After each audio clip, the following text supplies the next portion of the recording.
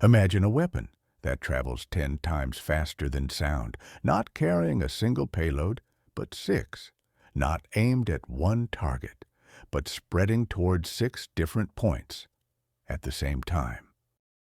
Now imagine one more thing. That weapon detonates just 65 kilometers from a NATO border. This is not a science fiction movie. This is not a military exercise. This is geopolitical reality, unfolding in real time. And the name of that weapon slowly echoed through military analysis rooms around the world. Its name, orsnik. January 9th, air raid sirens once again screamed across Ukraine. For civilians, it was not a new sound. It had become part of daily life.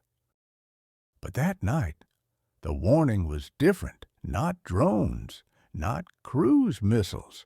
One word appeared instead, far more alarming: ballistic.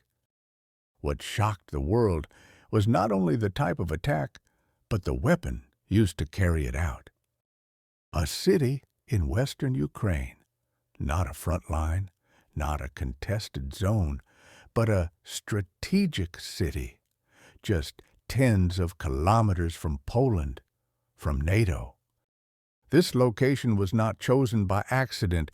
In military doctrine, there are no accidents.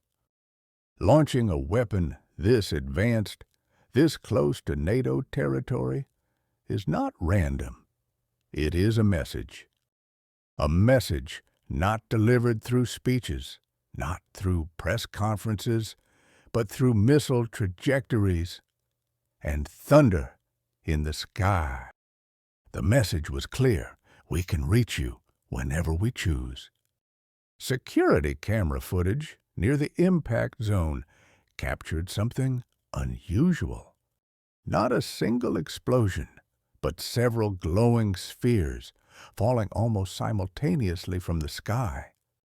To those who witnessed it, it felt like a rain of fire, with no escape. These were separated warheads, one missile becoming 6 threats. Reports suggest the missile can travel 2,000 kilometers in just 10 to 15 minutes. To put that into perspective, the distance between Jakarta and Surabaya is roughly 800 kilometers. This missile could cover that in under 4 minutes. 4 minutes, barely enough time for even the most advanced air defense systems to fully react.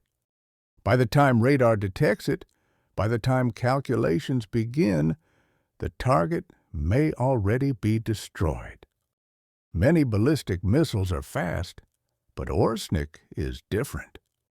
The difference lies in a technology known as MIRV, multiple independently targetable re-entry vehicles.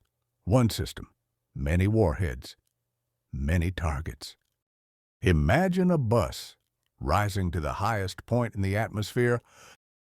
At that point, the bus stops, and one by one, the passengers get off. Each passenger runs in a different direction at unimaginable speed. For air defense systems, this is a nightmare scenario. Even the best air defense systems are built for specific scenarios, not for this. 6.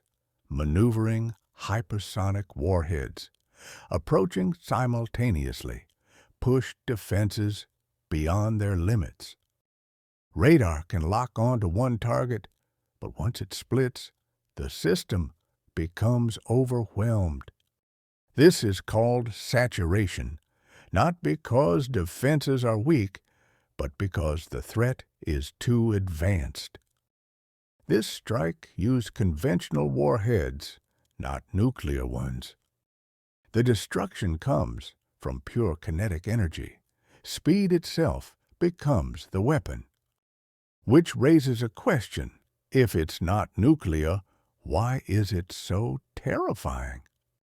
because this is a demonstration, a strategic signal. This message was not meant only for Ukraine, it was meant for the world. Russia was saying, without words, look what we can do, even without nuclear weapons. And the follow-up message is even darker. Imagine if the payload were different. This was not the first time orsnik was used, but this context is far more dangerous. Deployment in Belarus, promises fulfilled, and rising tension with the West change everything. The stakes have been raised. Ukraine did not remain silent. Shortly after the strike, a coordinated counterattack followed. The targets, vital infrastructure, electricity, distribution systems. The war has entered a new phase, systems versus systems. This is the most dangerous part of all. When the same delivery system can carry nuclear or non-nuclear warheads, how can an opponent know what is actually coming toward them? That uncertainty is what can trigger catastrophic mistakes. Trillions of dollars have been spent building missile shields. Now one question looms large. Are those shields still enough? Or has the world entered a new era where speed outpaces preparedness? This technology is now real, no longer theoretical, no longer hypothetical. And this is no longer about if, it is about when. When human reaction time approaches zero, mistakes become far more dangerous. So the world faces one final question. If old shields are no longer enough, what is our plan B?